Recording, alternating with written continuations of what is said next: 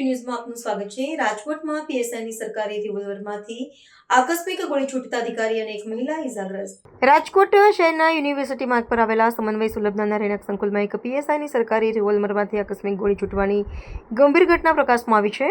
મદદનીશ police commissioner Bhavesh જાદવના સત્તાવાર નિવેદન અનુસાર પોલીસ અધિકારી પોતાના નિવાસ સ્થાને અગ્નિશસ્ત્ર સાફ કરી રહ્યા હતા તે દરમિયાન અચાનક આ અણધારી ઘટના ઘટી હતી। આ સમગ્ર મામલે હાલ યુનિવર્સિટી પોલીસ મથકમાં સત્તાવાર નોંધ દાખલ કરીને સઘન કાનૂની કાર્યવાહી હાથ ધરવામાં આવી છે। પ્રાપ્ત વિગતો મુજબ વર્ષ 2022-23ની ટુકડીના સીધી ભરતીના પીએસઆઈ એનકે પંડ્યા છેલ્લા 2 વર્ષથી યુનિવર્સિટી પોલીસ મથકમાં ફરજ બજાવતા હતા અને 15 દિવસ પૂર્વે જ તેમની બદલી સાયબર ગુના શાખામાં કરવામાં આવી હતી।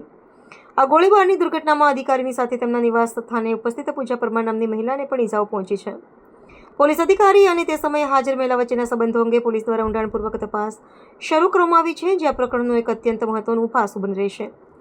આ સંવેદનશીલ ઘટનાની ગંભીરતાને ધ્યાનમાં રાખીને ઉચ્ચ અધિકારીઓ દ્વારા સક્ષમ અધિકારીને ત્વરિત ધોરણે ખાતાકીય તપાસ સોંપવામાં આવી છે। પ્રાથમિક તપાસને વધુ સચોટ અને પારદર્શક બનાવવા માટે ન્યાયિક વિજ્ઞાન પ્રયોગશાળાના નિષ્ણાતોની પણ મદદ લેવામાં આવી રહી છે।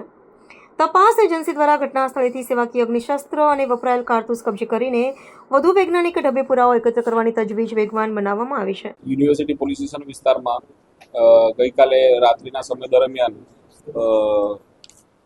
યુનિવર્સિટી રોડ શિવશક્તિ કોલોની સમન્વય સુલભ એપાર્ટમેન્ટ એ વિંગ ફ્લેટ નંબર 404માં બનાવ બનેલ છે, જેમાં ફાયરિંગ અચાનક આકસ્મિક રીતે નીતિનભાઈ કરુણાશંકર પંડ્યા એટલે કે એનકે પંડ્યા પીએસઆઈ જે હાલમાં સાયબર ક્રાઇમમાં છેલ્લા 15 દિવસથી ફરજ બજાવે છે અને અગાઉ યુનિવર્સિટી પોલીસ સ્ટેશનમાં હતા, તેમના ગ્લોક સર્વિસ રિવોલ્વર જે પિસ્ટલ છે એમાંથી ગ્લોક પિસ્ટલમાંથી આકસ્મિક રીતે સફાઈ કરતા ફાયરિંગ થયેલું, તેની અંદરની ગોળી નીકળતા તેમને હાથના ભાગે ઈજા થયેલી અને ફ્રેક્ચર થયેલું અને ત્યારબાદ ગોળી રિકોશેટ થઈને તેમની સાથે હાજર પૂજાબેન મહાવીરસિંહ પરમાર છે તેમને ગોળી પડખાના ભાગે વાગેલી અને આ બંને સારવાર હેઠળ છે અને આ બનાવ બાબતે જાણવા દાખલ કરવામાં આવે છે અને આગળની તપાસ પીએસઆઈ કરી રહ્યા છે।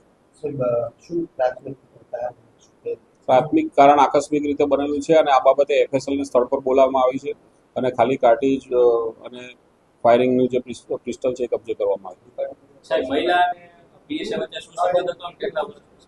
એ જાણવા જોગ અનુસંધાને તપાસ કરનારા અમલદાર તપાસ કરશે। સક્ષમ અધિકારી નક્કી કરશે ને એ પ્રમાણે આગળ પ્રાથમિક તપાસમાં એવો કોઈ સંબંધ નથી, એમના ઓળખીતા મિત્ર છે એવું ધ્યાન પર આવે છે।